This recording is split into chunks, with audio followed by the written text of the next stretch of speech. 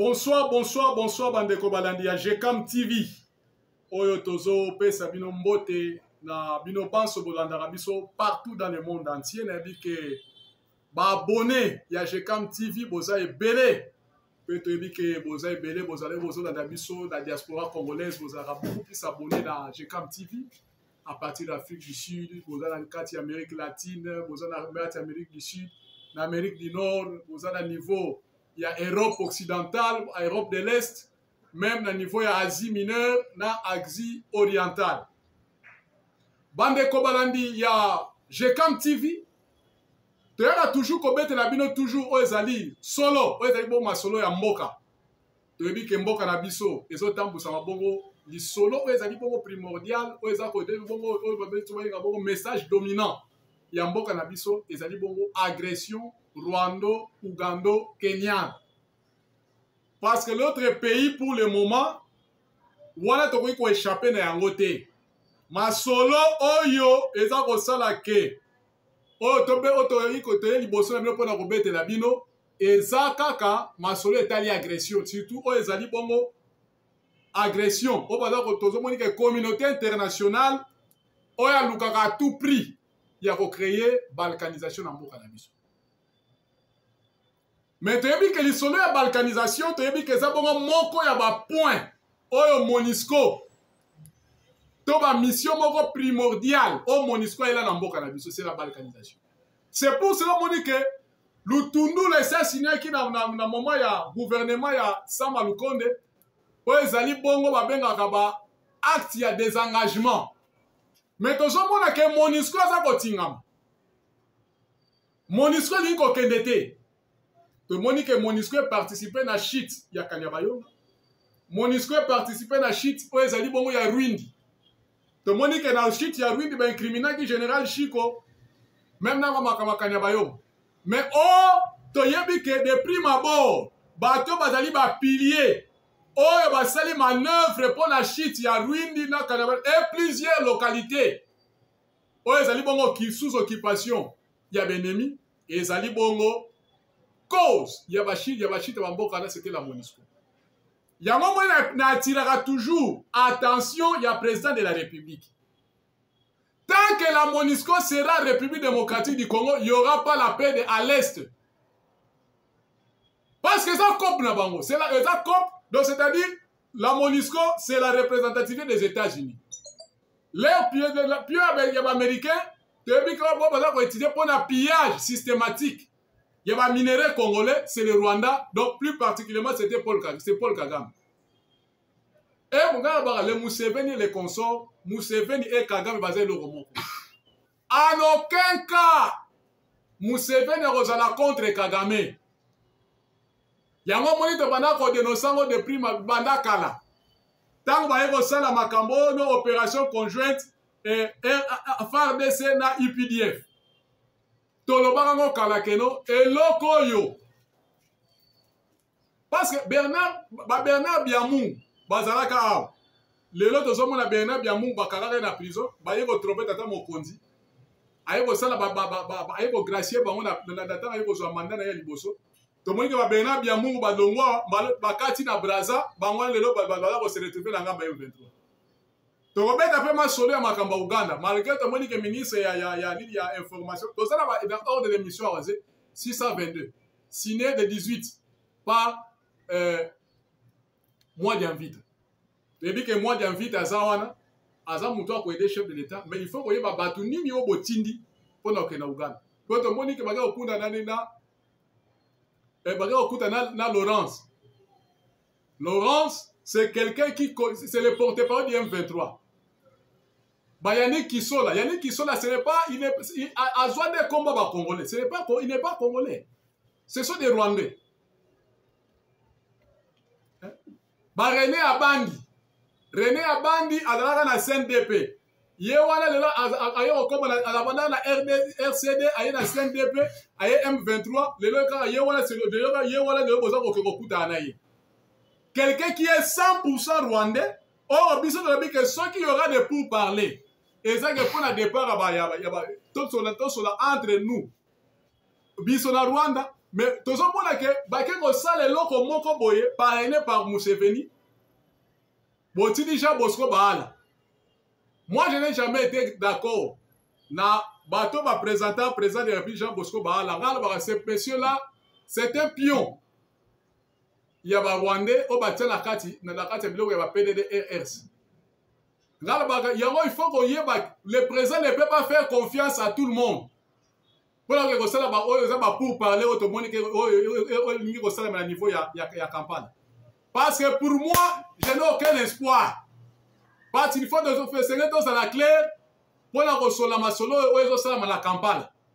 Parce que Batouana Nyonso Bayani qui sont là, à se déguiser, Congolais, à la Guinée PPRD, mais au moins, il y a une casquette, à la Guinée cabinet, il y a Fifi Masuka, mais les lois, il y a M23. Yannick Kisola. Togoye la bino le bénisseur Goya, togoye la bino vrai nom. Il y a Yannick Kisola. Ce n'est pas le nom de son nom propre. Et ça, combo oyo, ba Rwanda, ba Vandiawa, Bazu se dit, ba incarner ba non congolais.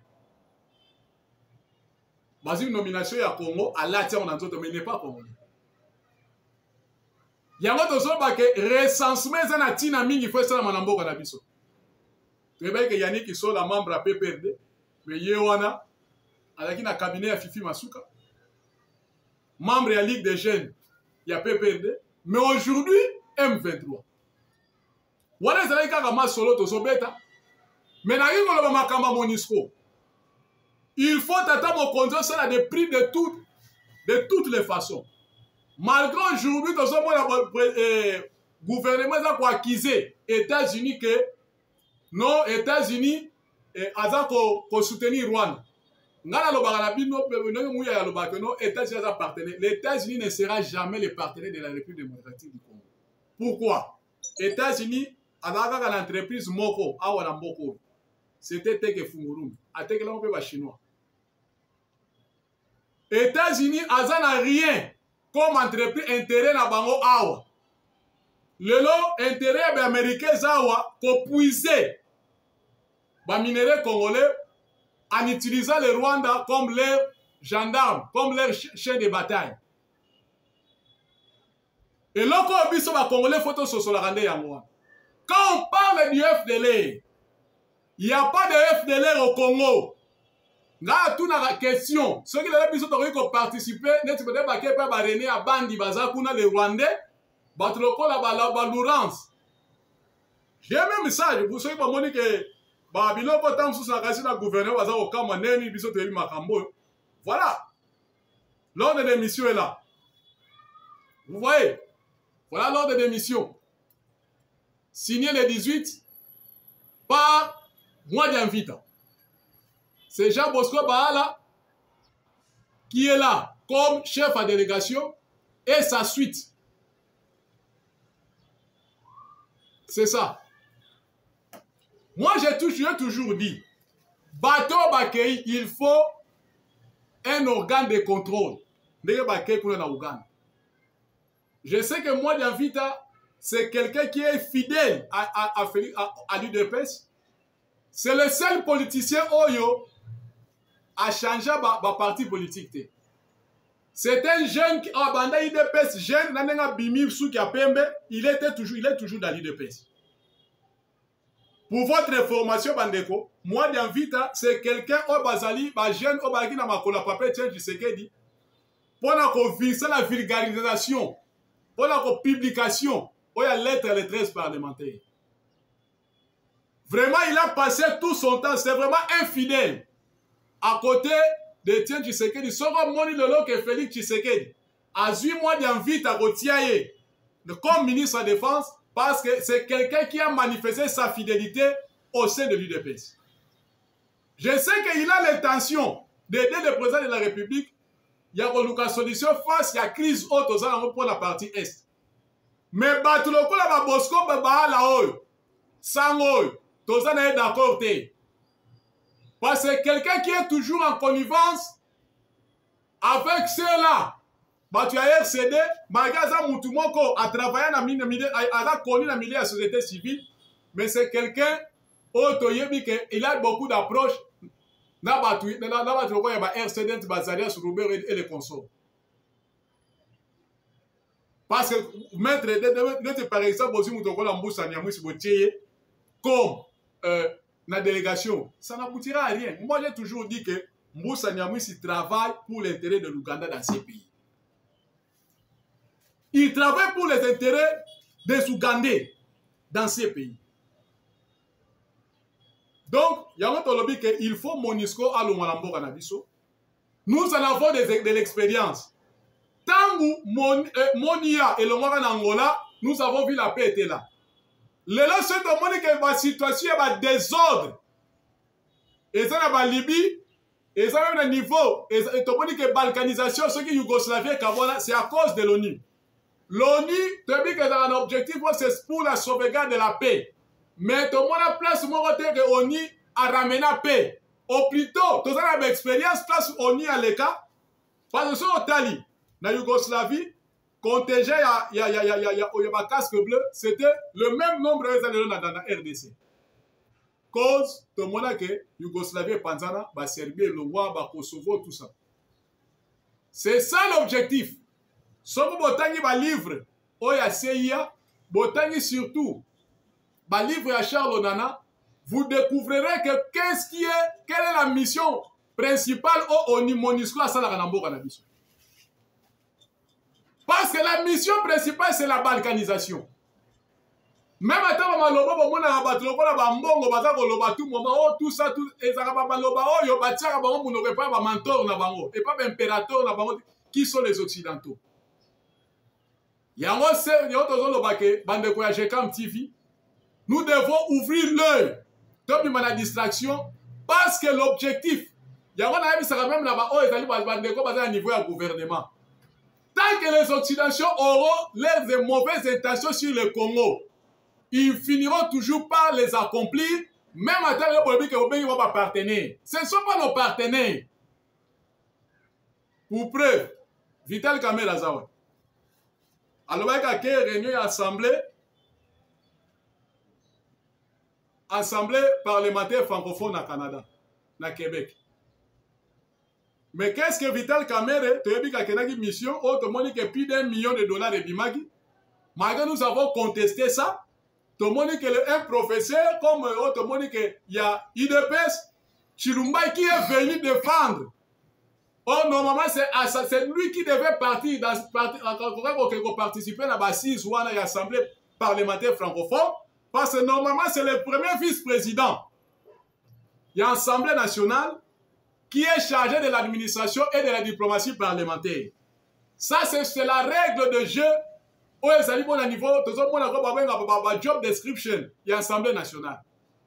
Mais le premier vice-président était venu pour défendre Vital Kamerhe. Là, j'en passe. Je l'ai toujours dit, Vital Kamerhe n'a jamais été une aide à côté du président de la République. Vital Kamerhe égale Kabila. Vital Kamerhe égale Katumbi. C'est pour la raison pour laquelle vous avez vu que Katumbi a lobby que Nabitumbo Tozako Bunda, Tozako Bengi sa Vital Kamerhe. Il y a un tirera toujours. Attention à la famille Tshisekedi. Il faut toujours à tout prix. Binope, bon, ça la rappelle à eux. Le pouvoir, ça se conserve. Pouvoir, ça ne parce que pouvoir est un rapport de force. En politique, Bino boza ba la compte de bi que Bino, muta da famille na Bino. Nega Bino sote bozali ba kitanya mama Mat. To bi ka muta sala la politique la ki bo kaka papa Félix. Et Félix Tshisekedi Tshilombo. Mais Bino ma boza na boza na Bino na ba faire na Bino. Mais on connaît que du moins, surtout là où interpeller conscience, il y a papa Nabiso Jacques Tshisekedi qui est le responsable de la sécurité interne et chef de l'État. Vous devez faire très attention. Surtout, il faut beaucoup plus tirer d'attention à ce monsieur Vital Kamerhe. Qu'est-ce que Vital Kamerhe? Parce que Bandeko baza na diaspora, na poto, bayebi biso, botala makambu, tozomona Kamerhe awa, na direction générale des services de sécurité extérieure, de surveillance extérieure français. Vital Kamerhe a sali plus d'1h47 avec M. Léonard Lemaire. Or, la DGSE, c'est de là où tout le monde a un coup d'État, il y a un président africain et Outaka. Bakou et Outaka Kuna. Qu'est-ce que Vital Kamerhe est allé faire là-bas? Il y a un lozolo dans la bande de l'IDPS. Réveil au bozui. Et ça réveille mon noble. Et ça réveille mon noble. Oh, n'est-ce pas côté mais la Kabouya. Moi, je le disais toujours. Tant que Kabounda il faut Kabouya pas Kindi. Pour que le parti soit libre. Pour que le président soit champ libre pour le deuxième mandat. Je le disais depuis lors que Kabouya a zali bongo une bombe à retardement pour l'IDPS. Manœuvre sali que Vital Kamerhe a la candidat unique. Va voter, va que la primaire. Tout ça c'était Kabouya. Qui a influencé? Parce qu'il y a des écopes d'intimité, c'est à ma casse entre Vital Kamerhe et Kabouya. C'est pour cela que je tire l'attention. Il y a président de la République, la situation sur les Canaïdes de peste. Et tant que les garants du bon fonctionnement, mais vous avez votre racine. Vous êtes un Tshisekediste, Tori Kondimate, parti Oyo, IDPS. Place Batouba, oh, Moussous va porter disparu. D'attendre au bout, Batouminga IDPS va porter disparu. Batoumoussous, Bakoufa, Batoumoussous, Batikala va défaut corporel. Tokondima bêtise, oh, Kabouya Zoya Nangote au sein de l'IDPS. Il faut une décision idoine pour qu'on ramène l'IDPS sur les rails. Sans quoi, Monsieur le Président de la République, les combattants vont se prendre en charge et Tolingi Toboyi, que ben de sang ils allaient passer. Ça sera un ben de sang dans l'IDPS. Parce qu'avec le système de monnayage, parce que ce que Tali, greffe, au comité exécutif et sali, et ça va greffe fondé. Parce que tout le monde dit que Kabouya a joué l'IDPS n'a pouvoir mon totalité. Il était lui-même un four de tout. Il y a un président de la République, votre racine sur l'IDPS, l'IDPS vous a investi comme son candidat. Investisseur qui reconnaître le congrès en Adayala comme président national, malgré fonction. Parce que Kabouya, quand il s'est dit qu'il est président national, président AI de l'IDPS, l'IDPS dans son statut, le président AI n'existait pas. En cas d'empêchement du président, c'est la convention démocratique et la présidence du parti, qu'on appelle le comité exécutif, qui gère collégialement le parti. Mais nous avons vu que en 2017, au PSA qui mandat spécial à Kaboul. Kaboul qui était le secrétaire général, c'est Kaboul qui a fait que Kabouya a comme secrétaire général AI. Or, ce n'était pas normal. Il y a un intérimaire qui est nommé Bat. Chose infaisable. Donc, on dit que Mboutou est à partir à Kaboul. Alors, Kabouya n'a aucune raison de dire que c'est lui qui a la signature. Il n'a pas la signature parce que les à côté. Ce sont des décisions purement irrationnelles, non conformes à la statut à l'IDPS. Si Kabouya a aligné que tout ça n'est pas débat contradictoire par rapport à la statut à l'IDPS, je suis prêt. Et il sera battu et je serai le gagnant. Là, je l'ai dit. Ce sont des vérités que je l'ai dit étant que combattant de l'IDPS. Sera dit ça appelle débat par rapport à statut. On peut le faire publiquement et vous serez que vous avez. Alors, pour la situation à Est, peuple congolais, Makambo est allé trêve. Trêve, Bandeko, et ça piège. Oyo, communauté internationale et Bisso, tous les Américains, Bateli Bisso, pour permettre na ba Rwandais na ba Ougandais ba s'organiser ba zwa o ezali bongo ba rassembler ba arsenal militaire na bango pour kozwa positionnement ya makasi. Parce que depuis le 5 juillet, tout le monde que les États-Unis ont décrété ezali bongo trêve. Donc, tu sais comment on a organisme humanitaire on est côté sur le terrain, que ce soit dans la côté de la rebelle, que ce soit dans la côté de la position de l'armée gouvernementale des années. Aucun organisme humanitaire. Donc, il y a même la présidente de la République. Il faut prendre soin de la décision. Parce que moi, je ne comprends pas quelqu'un comme Mouyaya. Il ne sait pas, il y a les non. Nous sommes quand même. Nous sommes vraiment au CP là. Nous nous réjouissons quand même de la prise de nos partenaires. Quels partenaires? Parce que ce sont ces partenaires, prétendus partenaires, oh lelo, nous irbiso. On va derrière Ouganda, on va derrière Kenya, on va derrière le Rwanda.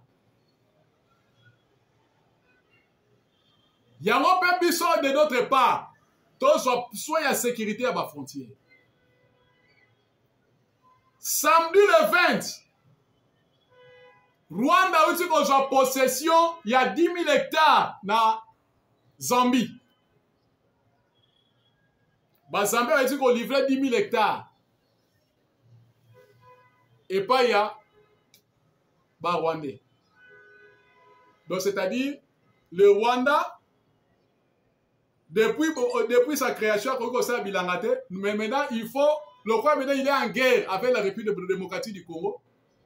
Tout le monde est en Congo, il plus de 12 000 hectares. Oh non, pour avoir bilan à la Philippines. Tout le monde va dire que autant d'hectares en Angola, on va retirer bilan. Second, tout le monde dit qu'il y a encore un troisième pays. Va dire qu'on peut 10 000 hectares. Et hectares, voilà toujours à côté de la frontière de la République démocratique du Congo. Or, tu as dit que le peuple nilotique, cadre na bango ya makasi, bango banajara mingi beaucoup plus d'espionnage. Ça, c'est une manière dont que les Américains vont nous implanter l'empire Imatusi. C'est petit à petit. Hein. Basé 12 000 hectares dans le Congo-Brazza, basé plus de 8 000 hectares en Angola, maintenant basé sur 10 000 hectares dans le niveau ya dans la Zambie. Tout ça, ce sont les Américains. Parce qu'aujourd'hui, au Katanga, dans le niveau ya Sakani, et ça, l'entreprise Moko, on Sabwe Mining, qui n'engage que les Zambiens. Ils ont engagé les Zambiens comme si au Congo, il y a des incapables. Ils ont engagé les Zambiens. Maintenant, plus de 4 villages, ils sont sous occupation des Zambiens. Où il y a des tiraillements entre la population indigène et la population zambienne. Village en Batangela Inga Ikombo, ils ont Laoule. Ils ont village ya Mweloche. Ils ont village ya Kasambala. Puis ils ont village ya Pungwe. Dans le territoire de Sakania, na niveau ya Katang. Ça c'est na yebisina ba service de renseignement, il faut prendre en compte. Parce qu'il y a un salva-pas, parce que ma chef couture a dit que tu as dit ma makambo te. Parce que ma belle les abattés zambie te bino moye koya. A combien plus forte raison pour que ma belle les abino. C'est aussi un problème. À Dilolo, un groupe armé vient de naître. Mais ce groupe armé, nous avons mené des investigations. Ce sont les proches de John Numbi qui alimentent ces groupes armés, qui font des démonstrations.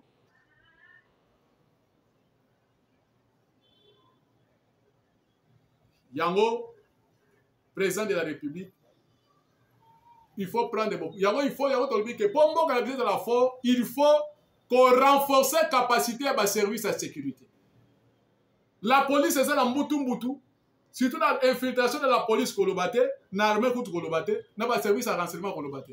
Il faut rendre fort service il y a la police, forces armées de la République démocratique du Congo, plus service à renseignement. Pays dans la puissance. C'est parce qu'ils ont des services de sécurité forts. Égypte, un service de sécurité à Makassi, armée à Makassi, police à Makassi. C'est pour ça, c'est ce qui fait la force d'un État. Il y a véritablement un pouvoir régalien. Parce que la seule communauté internationale, un étranger dans la tête, c'est parce que balingi ko rendre biso état moko fragile. Sous régime à 18 ans à Kabila, la RDC, ce n'était pas vraiment une nation à part entière. Moi, je l'appelais toujours un état fragile. Et un état fragile. Il y a un moment qui est souci.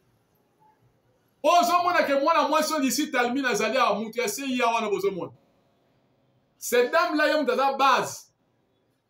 Il y a séparation. Il y a une Kata Soudan du Sud et Soudan du Nord. Cette dame-là, c'est une dangereuse.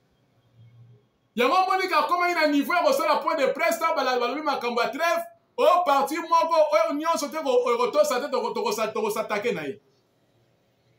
nous sommes un pays indépendant. Rwanda ba na mboka na biso.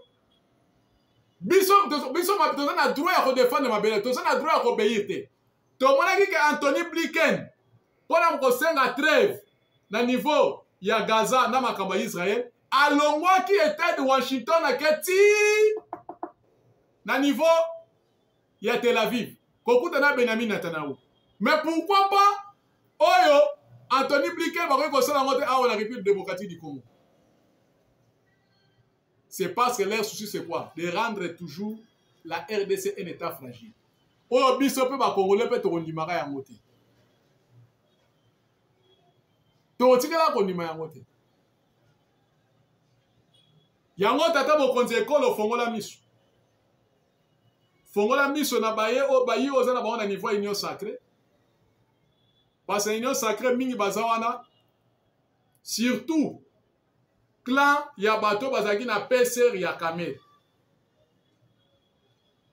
Bato lokola tozomona ba Julien Paluku, tozomona que il a les siens parce que bato ya Birai kaka mutu bakanga bango qui collabore avec les M23. Tomona porte-parole ya Chirimwani, chargé de communication ya gouverneur militaire qui était en connivence avec certains ambassadeurs ici.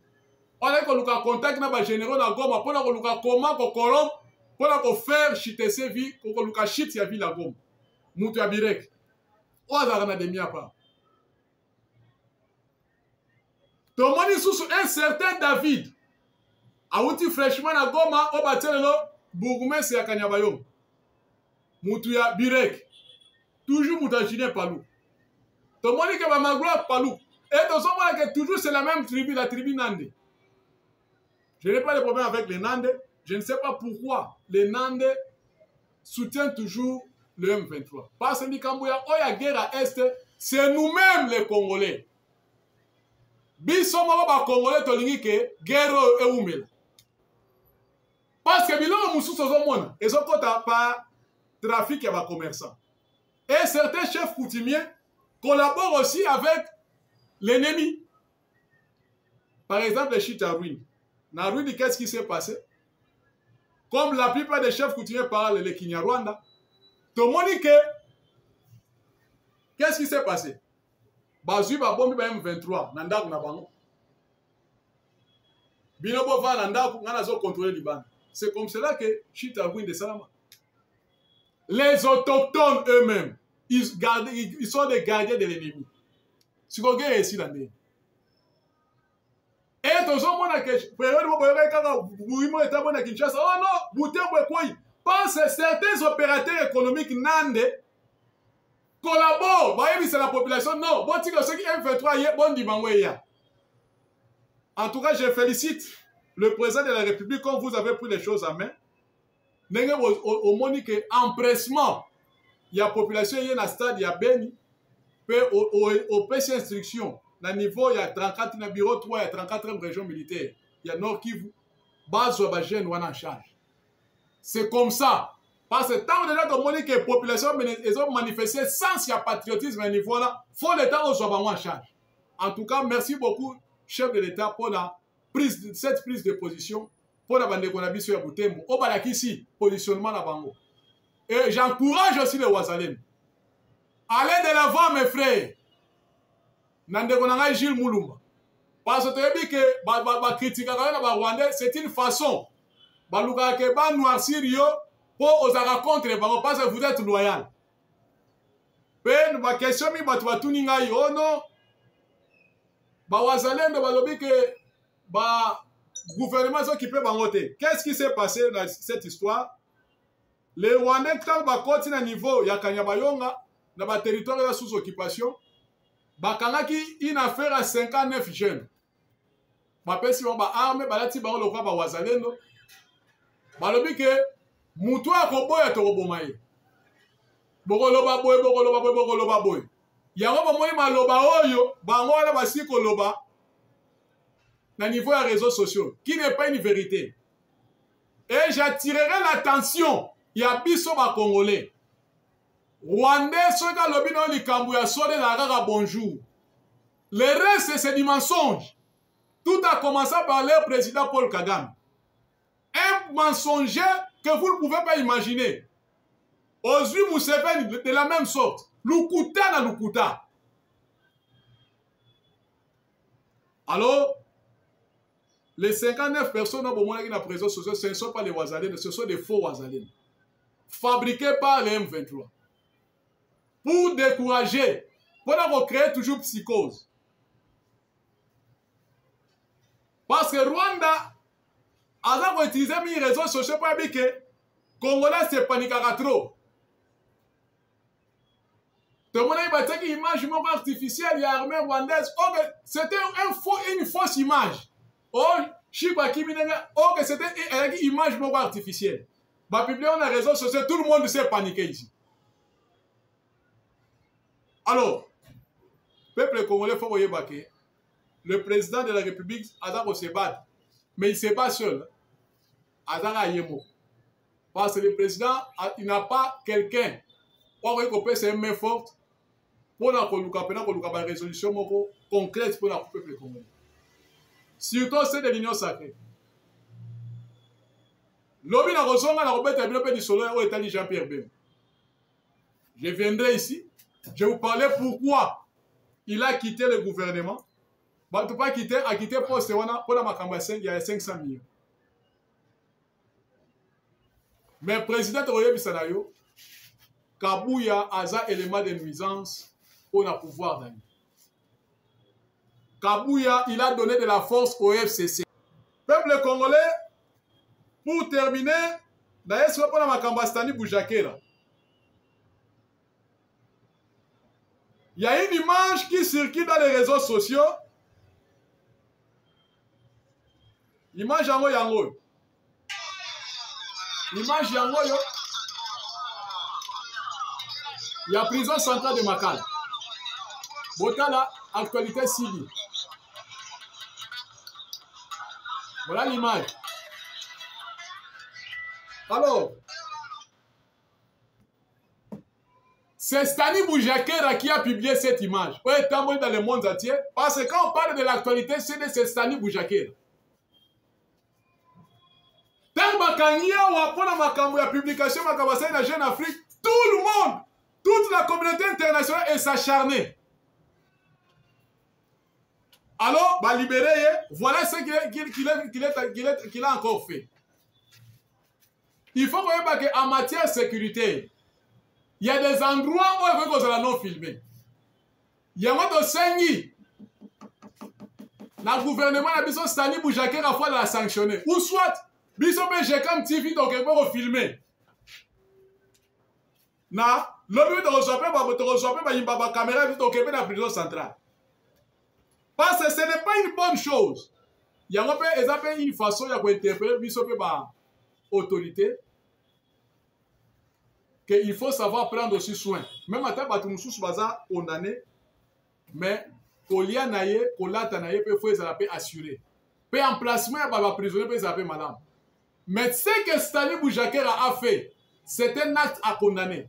Même la loi de notre pays interdit, il y a des endroits où ils interdit, il y a filmer. Alors nous demandons des sanctions sévères contre les structures ou actualité CD. Autre que c'est Stani Boujakera qui a filmé ça. Alors, Badeko Balandi, Tosuka qui wana pona Oma Kabetani Stani Boujakera, tu as dit que Stani Boujakera qui est derrière Stani Boujakera, c'est la communauté internationale. Dans Abimi, tout le monde dit qu'il a été reçu. Tous les organes internationaux. Bayamba qui est dans l'ambassade pour la ça que Bangonde wana zamwa na bangaza pio na bango. Mais voilà encore ce qu'il a fait. Alors, peuple congolais, la paix, merci mingi, na ingénieur Nabiso Chako, Oyo, a toujours à pied d'œuvre, pour que GCAM TV, et ça la toujours au four et au moulin, pour ça la plaisir, il y a bino bandeko Nabiso ba yimboka, ba Congo mani, pour vous allez bongo, na Katanga, na Kasai, na Équateur, partout dans le monde entier, pe na pesi bino mbote. Oyo vous avez Nabiso en direct. En tout cas, tout le monde à la prochaine. Numéro Nabiso, il y a contact, ezali plus 243 81 043 12 40. Plus 243 81 043 12 40. Tout le monde à la prochaine pour un autre numéro. Honorable président de l'Assemblée nationale, comme vous le savez, le chef de l'État nous a nommé ministre de la Justice et garde des Sceaux. Et nous sommes nous nous sommes empressés à valoriser le côté garde des Sceaux. Et donc nous avons fait fabriquer un nouveau sceau officiel de l'État. Et nous vous remercions pour avoir été la première personnalité à solliciter du garde des Sceaux officiellement le sceau officiel de la République. Et donc nous l'avons commandé auprès des Chani Metal. Et voici le sceau officiel de l'Assemblée nationale. Merci. Ok, voilà. Il est là. Très bien. Merci beaucoup. L'attitude avec laquelle vous avez réagi à notre demande, notre requête, vous adressez seulement cette semaine. Et aujourd'hui, nous avons déjà les sceaux officiels. C'est l'occasion de demander aussi aux autres institutions qui ont des cachets ou des sceaux abîmés ou qui ont fait fabriquer ailleurs de se conformer à la Constitution, puisque vous êtes ministre d'État et garde des sceaux de tous les sceaux de l'État officiels, à moins à laquelle chaque institution doit venir de vous. Merci, on va en faire bon usage. On va bien le garder. Merci beaucoup, je vais vous accompagner.